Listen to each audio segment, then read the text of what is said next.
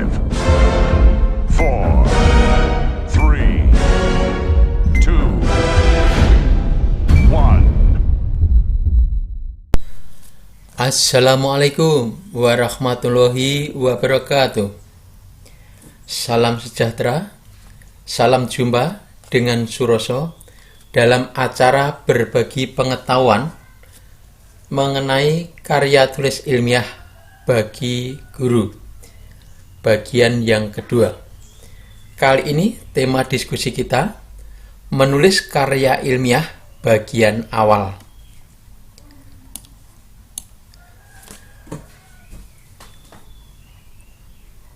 Sebagaimana telah diuraikan sebelumnya, bahwa untuk bagian pertama dalam karya tulis ilmiah adalah penulisan judul. Judul sebagai penerawang isi tulisan secara keseluruhan. Ada beberapa kaidah penulisan judul. Yang pertama, gunakan kata-kata yang jelas, tandas, dan literer. Yang kedua, tidak bombastis atau hiperbola. Yang ketiga, tidak terlalu panjang. Judul hanya terdiri dari 5 sampai dengan 15 kata. Yang keempat, judul ditempatkan di tengah. Dan yang kelima, judul biasanya ditulis dengan huruf tebal dan ukurannya lebih besar dari tag lainnya. Kemudian, yang kedua, nama penulis. Kaidah penulisan dari nama penulis dari karya ilmiah ini ditempatkan satu spasi di bawah judul, kemudian tidak disertai gelar akademik, kemudian tempat bekerja dicantumkan di bawah nama. Tempat kerja di bawah nama ini bisa ditempatkan tepat di bawahnya atau ditulis sebagai catatan kaki, ditulis di bagian paling bawah halaman tersebut. Contoh judul dan nama penulis. Judulnya kebijakan mengeliminasi inefisiensi pembiayaan penyelenggaraan sekolah dasar negeri dan penyediaan guru di Kabupaten Pati. Ini adalah contoh judul. Kemudian penulisnya bernama Suroso. Ini tidak perlu dicantumkan gelar. Kemudian kantor penelitian dan pengembangan Kabupaten Pati. Ini adalah tempat kerja. Email kalau punya bisa dicantumkan. Dan untuk contoh berikutnya adalah contoh yang menggunakan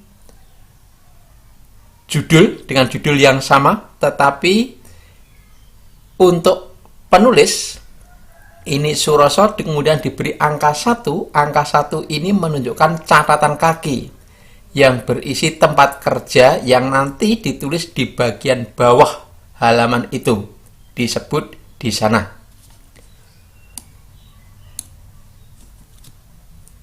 Perlu dicatat bahwa judul sering ditinjau kembali ketika penulisan karya ilmiah sudah selesai. Jika judul belum merepresentasikan isi tulisan secara keseluruhan, maka judul perlu dimodifikasi sehingga judul ini bisa merepresentasikan semua isi yang ada di dalam tulisan karya ilmiah itu, sehingga fit antara judul dengan isi dari tulisan karya ilmiah itu. Selanjutnya, penulisan abstrak.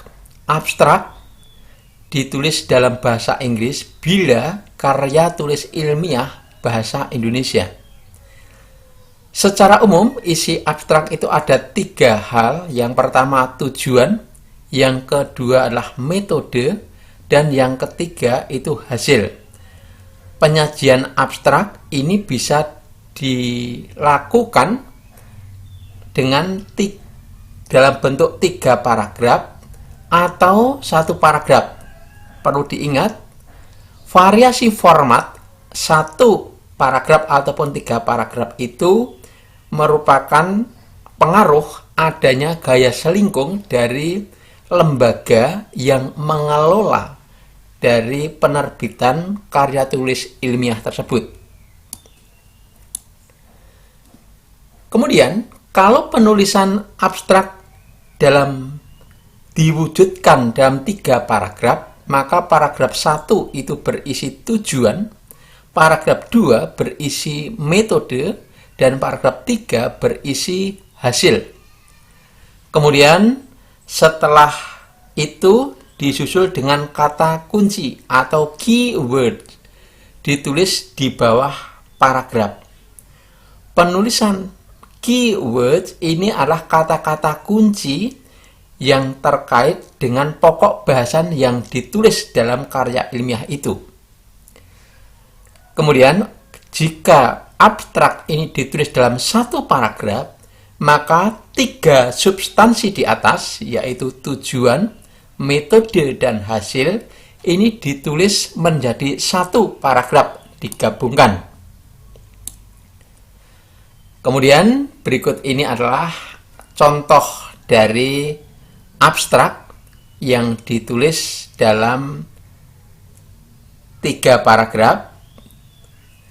Kemudian berikutnya adalah ini ada contoh yang ditulis dalam 1 paragraf yang disusul juga dengan keyword atau kata kunci.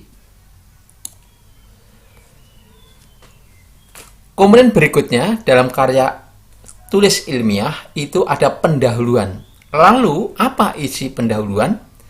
Yaitu berisi 3 hal. Yang pertama itu adalah membicarakan tentang problema yang relevan dengan topik. Jadi apa yang Anda temukan dari realita? Jadi ada gap antara realita dengan yang diharapkan. Kedua adalah Anda harus membuat pembatasan masalah. Jadi problema itu, substansi yang akan Anda bahas itu harus dibatasi. Kemudian yang ketiga, pernyataan tujuan. Pernyataan tujuan ini adalah relevan sejalan dengan pembatasan masalah yang sudah Anda uraikan sebelumnya. Jadi pernyataan tujuan ini biasanya menggunakan kata-kata seperti mendeskripsikan, menganalisa, dan seterusnya. Kemudian, bagaimanakah cara menguraikan 3 komponen dalam pendahuluan, yaitu problema atau permasalahan, membatasi masalah, dan tujuan? Ikuti dan buka YouTube untuk pembahasan karya tulis ilmiah bagi guru bagian yang ketiga. Sampai jumpa di momen berikutnya. Salam Suroso.